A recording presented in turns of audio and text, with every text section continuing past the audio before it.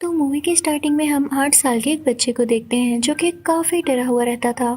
उसे कोई चीज परेशान करती थी और वो हमेशा सहमा हुआ रहता था। वो 8 साल का था। उसके पेरेंट्स भी इस बात को लेके काफी परेशान थे। तो वो एक दिन अपने घर में कुछ एक्सोर्सिस्ट को बुलाते हैं जिनमें एक कपल होता है और चर्च के फादर। उस छोटे बच्चे का नाम डेविड होता है। उसकी एक बहन भी होती है और इस वक्त इनके घर उसकी बहन का दोस्त भी था। उसकी डेविड के साथ काफी अच्छी फ्रेंडशिप थी। तो वो डेविड को सुलाने ले जाता है। अब डेविड की बहन का दोस्त उसे लेटा कर वहाँ से चला जाता है, लेकिन डेविड को फील होता है कि जैसे कोई उसका रूम खोलने की कोशिश कर रहा है। तो डेविड जाकर वॉशरूम में छुप जाता है, लेकिन वहाँ पर उसको लगता है कि कोई उसे देख रहा है। उसे वहाँ पर कई ज्यादा हाथ भी नजर आते हैं और बाथ टब में खून आने लगता है। वो काफी ज्यादा डर जाता है और चिल्लाने लगता है। उसकी आवाज सुन के सारे फैमिली मेंबर्स ऊपर आ जाते हैं। लेकिन यहाँ डेविड जो कि 8 साल का बच्चा था काफी ज्यादा गुस्से में आ चुका था और आउट ऑफ कंट्रोल हो चुका था। वो अपने ही डैड की टांग पर स्टैब कर देता है। अब मेल एक्सोर्सिस्ट उसे उठाकर नीचे लेकर आ रहा होता है, लेकिन अपने नाखूनों से वो दीवार पर स्क्रैच करता जा रहा था।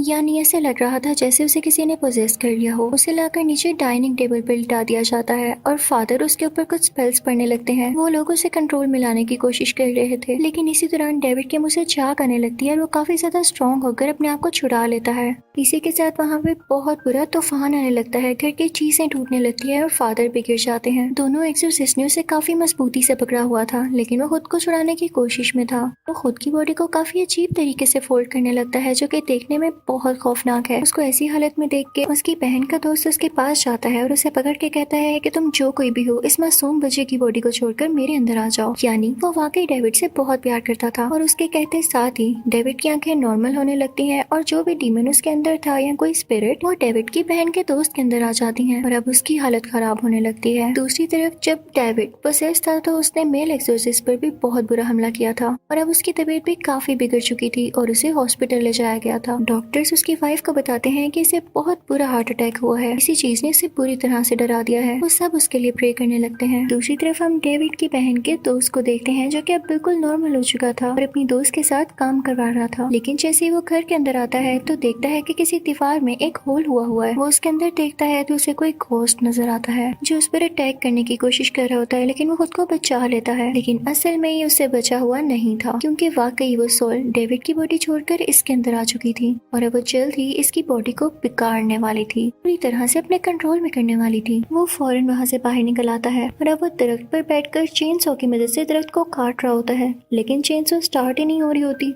तभी उसे अपने साथ खिड़की पर कोई घोस्ट दिखाई देता है जो कि उसे ही देख रहा था और तभी चेनसो स्टार्ट हो जाती है। उससे उसकी बॉडी बिगड़ सकती थी, लेकिन इससे पहले ही वो चेनसो नीचे गिर जाती है और उसकी जान बच जाती है। वो काफी डर जाता है और अपनी गाड़ी लेकर वहाँ से जाने लगता है, लेकिन उसे रोक लिया जाता है। उधर हॉस्पिटल में भी जब मेल एक्सोर्सिस्ट को होश आती है तो वो भी यही कहता है कि डेविड की बॉडी को वो सोल छोड़कर अब उस लड़के की बॉडी में आ चुकी है जो कि डेविड की बहन का दोस्त है। वो अपनी वाइफ से कहता है कि फौरन उनको कॉल करो और उन्हें बताओ कि सोल बहुत खतरनाक है और इससे बच कर रहे। उसकी वाइफ जब डेविड की बहन को कॉल कर रही होती है तो वो कॉल नहीं उठा पाती, क्योंकि वो बहुत लाउड म्यूजिक लगा के डांस कर रही होती है ताकि उसका दोस्त अच्छा फील करे। इसी दौरान डेविड की बहन के दोस्त की तबीयत काफी खराब होने लगती है, क्योंकि वो अपने कंट्रोल में नहीं था। उसे समझ ही नहीं आ रहा था कि वो यहाँ खड़ा कैसे है। वो काफी वीक फील करने लगता है। जब फीमेल एक्सोर्सिस्ट की कॉल कोई नहीं उठाता तो वो परेशान हो जाती है। वो फौरन से पुलिस को कॉल करती है और उनसे कहती है कि आप फौरन से डेविड के घर चले जाएं। अब डेविड की बहन जिस दूसरे आदमी के साथ डांस कर रही होती है वो एक घोस्ट में बदल जाता है। उसकी शक्ल काफी अजीब हो जाती है और वो उसको डराने लगता है। वो काफी चिल्लाती है क्योंकि वो काफी डर चुकी थी और अपने दोस्त को लेके वहाँ से चली जाती है। दूसरी तरफ से पुलिस भी आ रही होती है। अब डेविड की बहन का दोस्त निकलते निकलते अपनी नाइफ से उस पर अटैक कर देता है और उसे मार डालता है। उसके कपड़ों पर काफी खून लगा हुआ था और जब वो बाहर निकलता है तो पुलिस मैन उसे देख लेता है। उस लड़के की आंखें काफी चेंज थी क्योंकि उसमें सोल जो थी।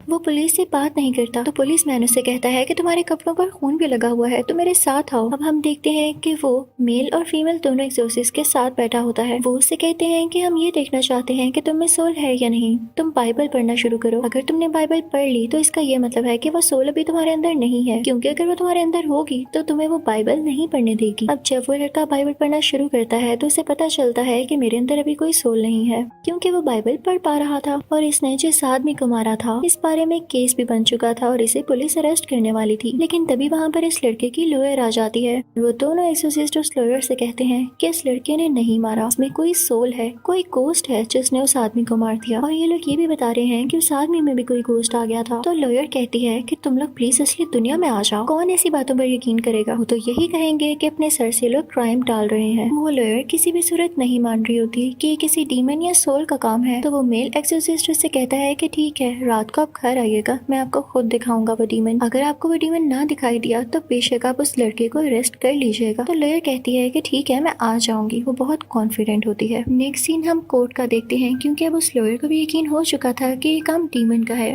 वो जज को बोलती है कि ये मर्डर डीमन ने किया है, लेकिन जज उसकी किसी बात पर यकीन नहीं करता और कहता है कि ये फजूल बहाना है और उसे सजाए कैद होगी, यानी लाइफ टाइम के लिए वो जेल में रहेगा। लेकिन वो एक्सोर्सिस्ट कपल कहता है कि हम उस लड़के को इनोसेंट ठहरा के रहेंगे, क्योंकि वो भी जानते थे कि वो मर्डर नहीं कर सकता, इसके पीछे जरूर कोई सोल है। अब ये इस केस पर इन्वेस्टिगेशन खुद करने लगते हैं। वो दोनों उस दिन के रिकॉर्डिंग सुनने लगते हैं जब ये केस हुआ और ये सब एक साथ डांस कर रहे थे। उसके बाद ये दोनों उस जगह जाते हैं जहाँ पर डेविड पहली बार डरा था और उसे कोई गोस्ट नजर आया।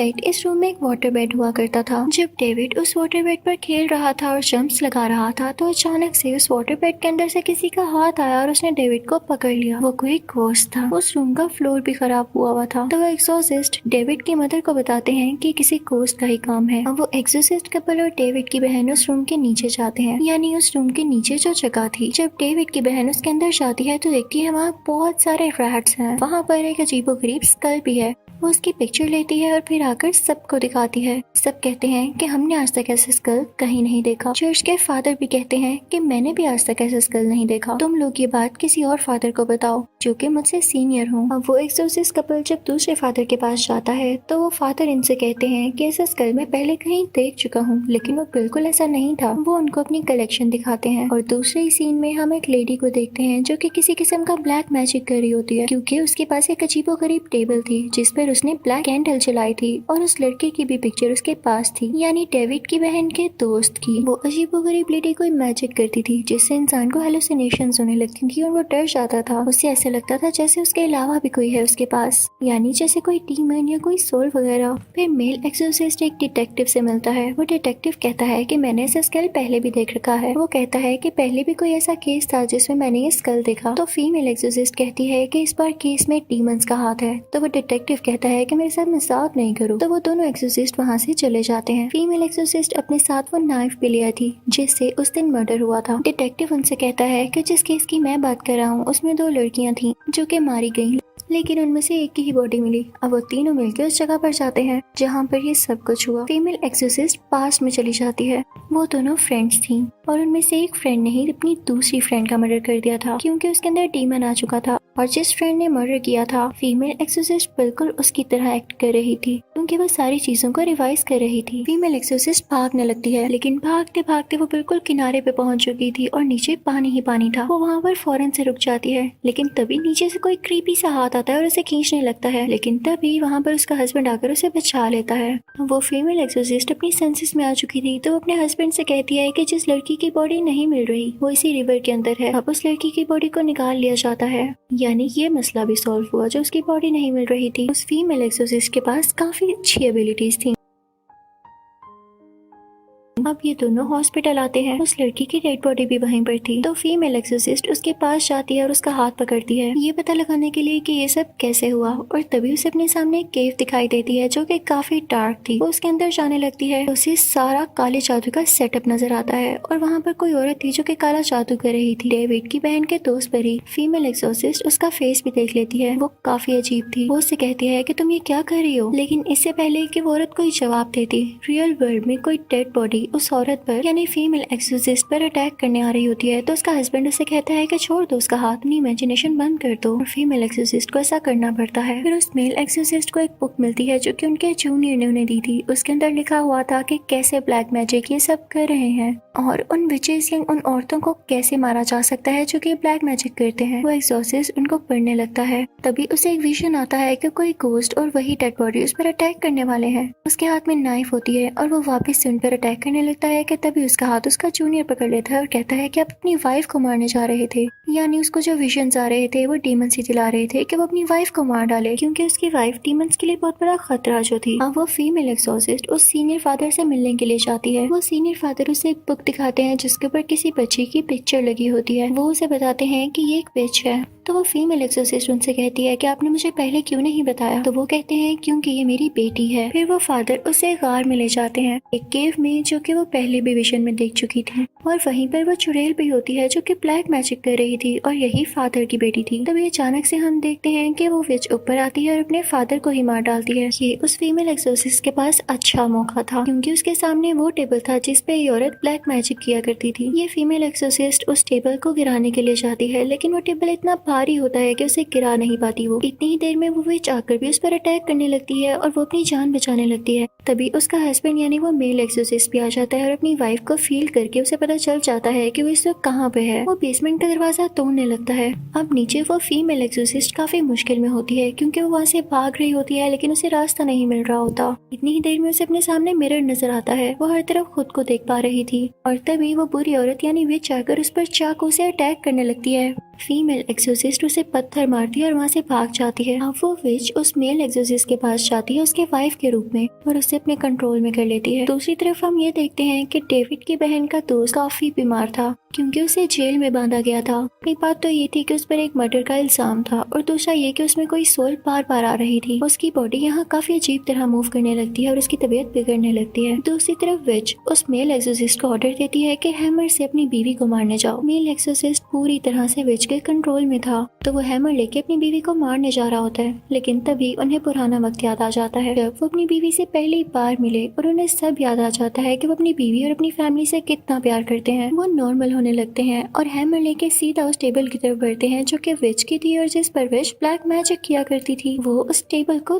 तोड़ देते हैं, जो कि आज तक कोई न कर पाया। अब यहाँ पे वो मेल एक्सोर्सिस्ट बिल्कुल नॉर्मल हो जाते हैं। वो विच भी काफी वीक होके मारी जाती है। दूसरी तरफ डेविड की बहन का दोस्त भी अब बिल्कुल ठीक हो चुका था, क्योंकि वो सोल्स जो वो विच कंट्रोल कर रही थी उसकी बॉडी से निकल जाती हैं और सारा ब्लैक मैजिक का असर खत्म हो जाता है। अब लास्ट सीन में हम देखते हैं कि डेविड की बहन काफी परेशान होती है, क्योंकि कोर्ट में ये बताया जाता है कि उसके दोस्त को 5 साल की सजा हो रही है, क्योंकि कोर्ट अभी भी इस बात पर बिलीव नहीं करती कि कोई डीमन इस तरह का काम कर सकता है। डेविड की बहन के दोस्त को जेल होने के बावजूद डेविड की बहन उससे शादी कर लेती है और इसे जेल में मिलने जाया करती थी। लेकिन बाकी केसेस सॉल्व हो चुके थे। वो सारे डीमंस जो इन लोगों की बॉडीज में आकर इनको तंग किया करते थे वो अब जा चुके थे और ब्लैक मैजिक का असर भी खत्म हो चुका था। इसी के साथ ये मूवी भी एंड हो जाती है। Thank you for watching.